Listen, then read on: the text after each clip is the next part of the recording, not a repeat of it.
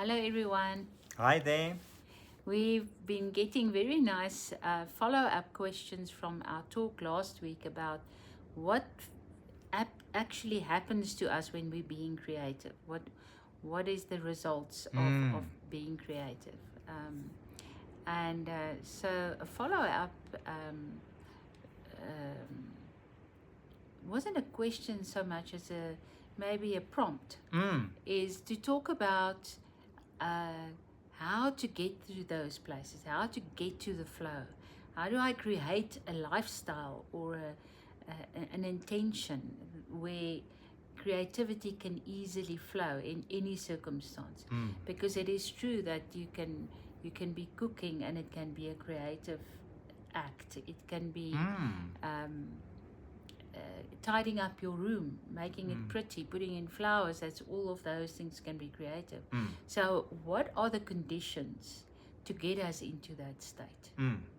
And just to talk about that a little bit. And I think often, especially with artists who live from their art or that needs to be creative in an artistic way, they often put stumbling blocks.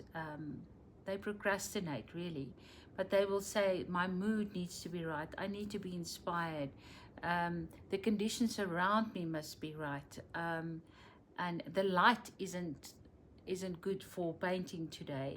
There's so much that they can put between them and the act of creating. But for the most, we cannot wait for those things.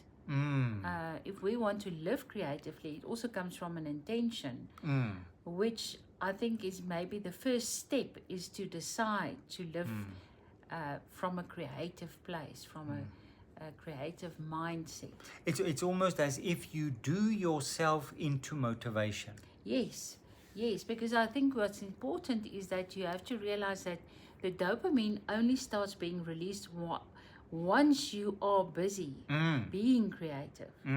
So the motivation really comes from that.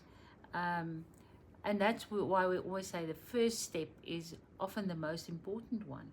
If you've given the first step, then it follows. The flow happens, the inspiration comes, the wanting to see where this will go flows from that. So it's that first step that is usually the most difficult.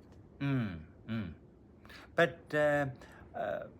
from a practical perspective, when you're busy creative, whether it's in the pottery studio or sewing or whatever, rituals, practices, things that help you in the creative process to get to the creative or to be in a stance of creativity. Yeah. I think for me, and often I will feel very blocked, very stuck in duty, in what needs to be done, and all of that. And then I know it's time for play. For me, being in 1 on the Enneagram, play is the most important remedy for everything and anything that bothers me. And to get to play, I need a few things. I need to, in the first instance, give myself permission. Because there's always something more important. There's always something that needs to be done that I can put up as a stumbling block. So I need to give myself permission. And often I need to tidy up a little bit in order to give myself permission. It's crazy how our egos sort of maneuver us around. But I also find it difficult to fully engage in creativity, whether it's cooking or whatever, if it's very messy around me.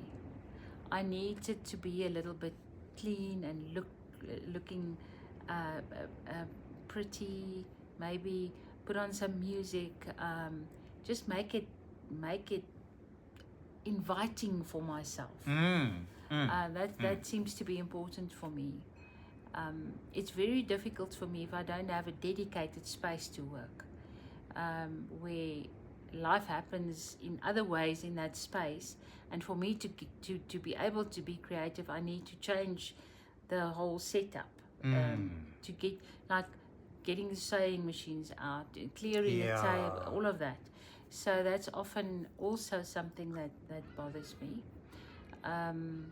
But for the most, it is about allowing myself, living from a place of not being so strict on myself, and forgetting that the play is more important than the duties that I feel I need to perform.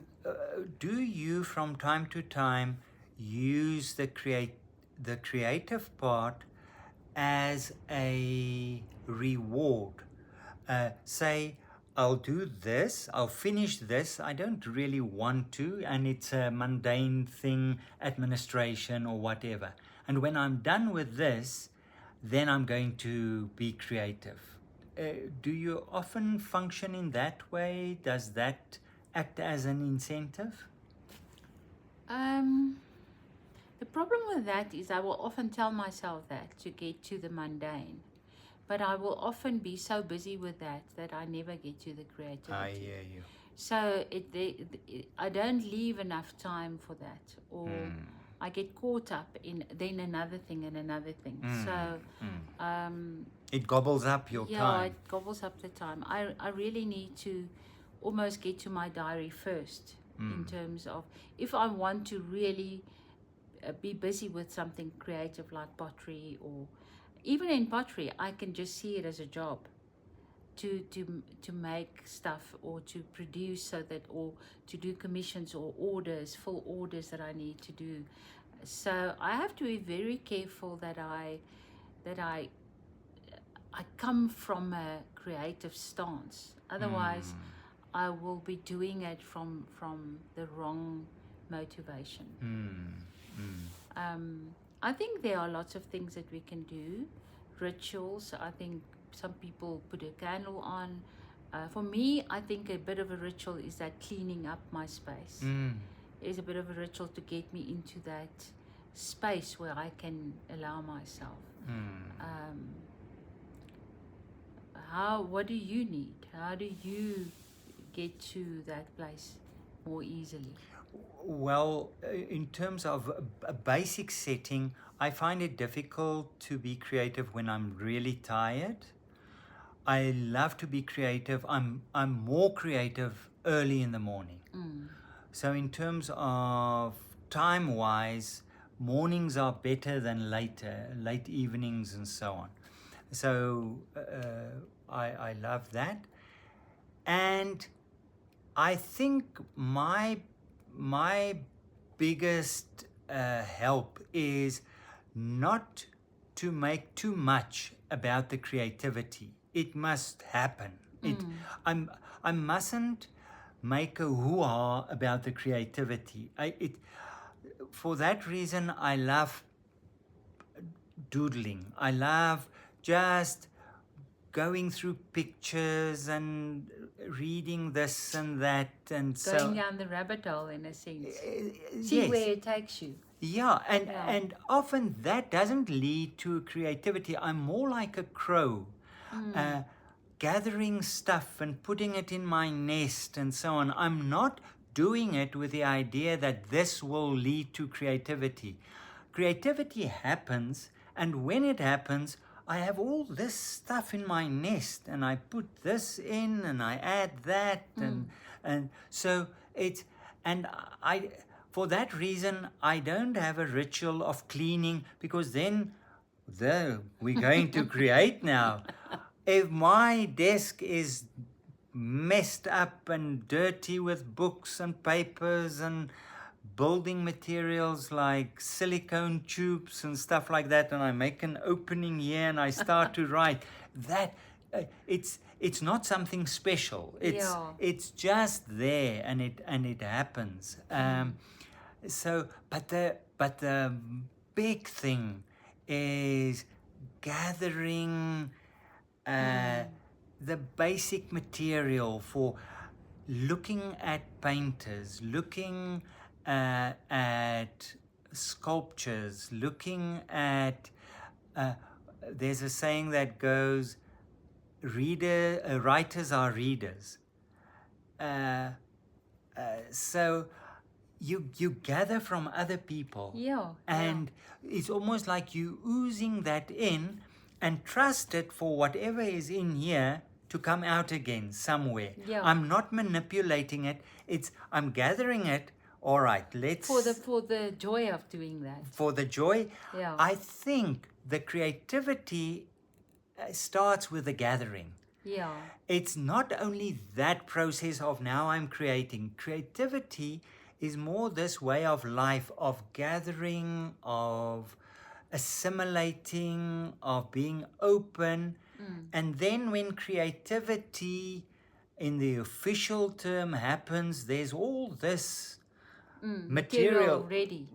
Yeah. And especially when you write, things pop up you didn't know you've stored it. Where did this come from? So I think my biggest stance is to be as open as possible. I think that's important. To stay inquisitive, to have new experience, to maybe see a new place. I think I just quickly want to mention, I think with spirituality, I think silence is often important. Yes. To have spaces of time where nothing intrudes, going on a retreat, being in nature, all of those things I think really stimulates that openness to whatever, to the infinite possibilities. Yeah. We would love to hear what you need to do to live creatively. It will be very interesting. So looking forward to your replies. And thank you for the questions being sent and the responses. The prompts. We love the prompts. And we'll talk again next week. Keep well, everyone. Bye-bye.